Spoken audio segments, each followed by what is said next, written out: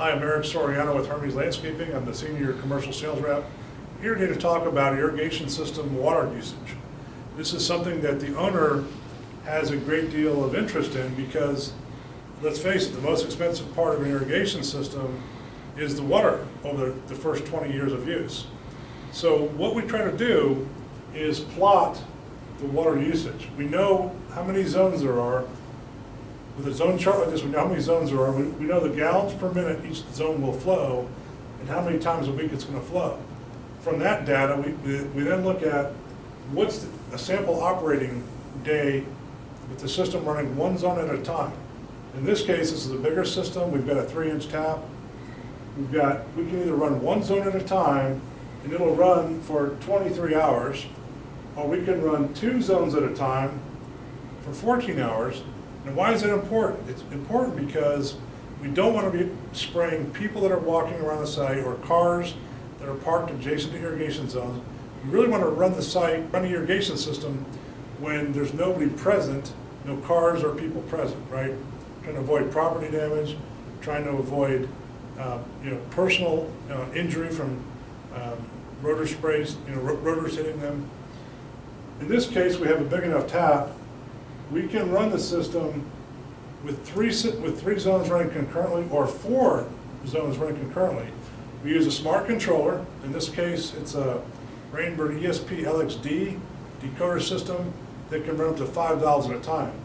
In this case, we can run 5 valves at a time on this system, and the system's intelligent.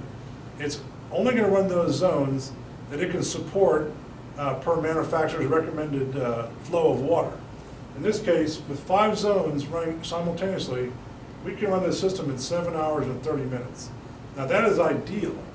Now without this pre-designed system, we would not know that.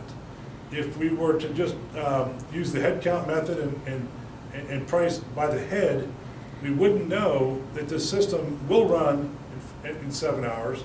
We wouldn't know if it needs a booster pump. In this case, we've designed around the city water pressure. But why is this important?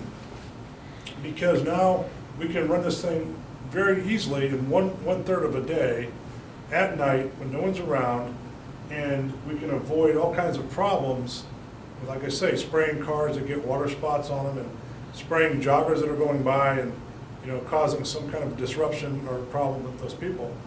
So we're looking at everything, and we're trying to be good consultants to the owner to say, we'll get the site watered in less than 8 hours based on these inputs. Now these inputs are very important because the site utility contractor needs to know what size meter to put in, what size tap, and what kind of pressure to give us. So now that we've taken all this information, we've calculated, we've reverse engineered the system. We've put the heads in first, we designed the heads, and then we reverse engineer back into what size tap and how much water do we need. Really, it's pressure and flow that we need to know to get this kind of data. So by letting us pre-design a system and competitively before we bid the system, the owner will know what the flow characteristics are.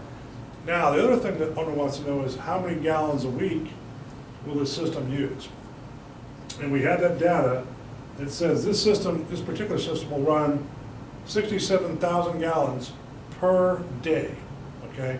So that's with all these zones running on the same day, and then over the course of a week, the system will consume 469,000 gallons of water. From that, we can help the owner accurately predict what his water bills are going to be. And the owner may want to know that as they're doing their pro forma budget to look out the 5-year, let's say, life cycle cost. They're going to want to know what their water bill is going to be, because as they're analyzing the cost to operate that facility versus the rents or whatever it is that they're paying for that building, they're going to want to know what their water bill is going to be. And if I tell them in this case the water bill is going to be $8,000 a month, they may say, "Whoa, we have not budgeted for $8,000 a month in water for irrigation. Can you redesign it to pull back some areas?" Basically, is what we're going to have to do to get me down to a $2,000 water bill. The other factor is if this thing is not designed accurately.